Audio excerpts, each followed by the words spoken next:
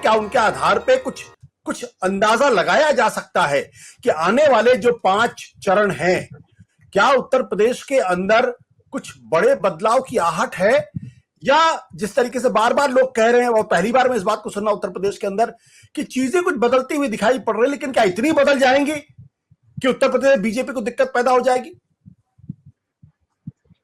देखिए, बहुत सारी बातें शीतल जी ने एकदम सही बताई। कोई लहर जैसी चीज नहीं दिख रही है, जोश गायब है।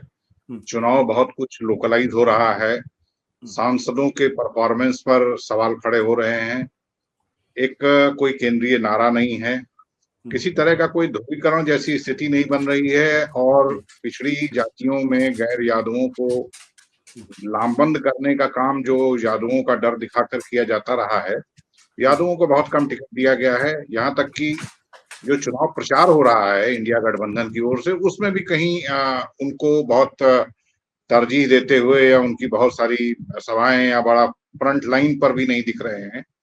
तो अखिलेश यादव ने एक ये होशियारी का काम किया है जिसका निश्चित तौर पर फायदा मिल रहा है। पहले 2 चरण के जो चुनाव हुए हैं, पहले 2 चरण के चुनाव से देखिए एक मैसेज जरूर गया है कि भारतीय जनता पार्टी की सीटें फंस गई, कई जगह टक्कर में है, ये चर्चा नीचे तक जा रही है।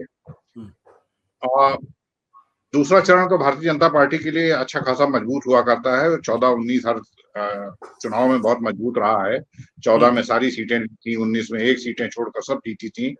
तो दूसरे चरण के बाद ये चर्चा नीचे तक और ज्यादा आ रही है कि वही भारतीय जनता पार्टी मिशन 80 तो नहीं हो रहा है, 400 पार नहीं हो रहा है, ये नीचे लोग कहने लगे हैं।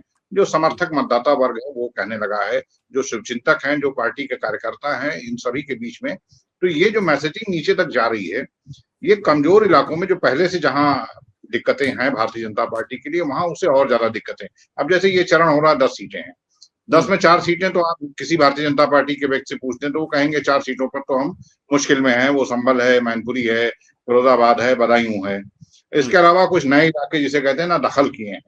जो अभी शीतल जी कह रहे थे, एटा में बड़ा गलत प्रयोग किया है, और एटा का चुनाव भारतीय जनता पार्टी के लिए मुश्किल खड़ी कर दी है। एटा में शाक्य को टिकट दिया। अब शाक्य यादव और अल्पसंख्यक वोटों को अगर आप जोड़ते हैं तो तकरीबन 9 लाख के आसपास ही करीब पहुंचते हैं, और ये सीट थोड़ा मुश्किल इन्होंने पैदा कर दी। और 2 बार से लगातार चुनाव जीतते आ रहे कल्याण सिंह के पुत्र के लिए वही जो शीतल जी ने कहा, स्थानीय सांसद के खिलाफ भी एंटी इनकम्बेंसी। बरेली एक नई सीट है जहां पर भारतीय जनता पार्टी अपने अंतर्विरोधों का शिकार है, और बहुजन समाज पार्टी के प्रत्याशी का वहां पर नामांकन खारिज हो गया है। तो वहां पर अब मैदान में बहुजन समाज पार्टी नहीं है। अब सीधी टक्कर इंडिया गठबंधन और भारतीय जनता पार्टी के प्रत्याशी के बीच हो रही है, जिसका with in Bharatiya Janata party ही काफी विरोध है। फतेहपुर सीकरी का चुनाव बड़ा इंटरेस्टिंग मुझे दिख रहा है। मैं वहां होकर आया। वहां एक प्रत्याशी इंडिया गठबंधन की ओर से खड़ा है, कांग्रेस पार्टी के हैं, रामनाथ सिकरवार, पूर्व फौजी हैं और मंदिर में रहते हैं, और अपनी गाड़ी में एक बाल्टी लेके चलते हैं। वो जहां जाते हैं वो बाल्टी रख देते हैं, उसी में खाना वाना कुछ थोड़े बहुत पैसे से लोग अगर डाल देते हैं।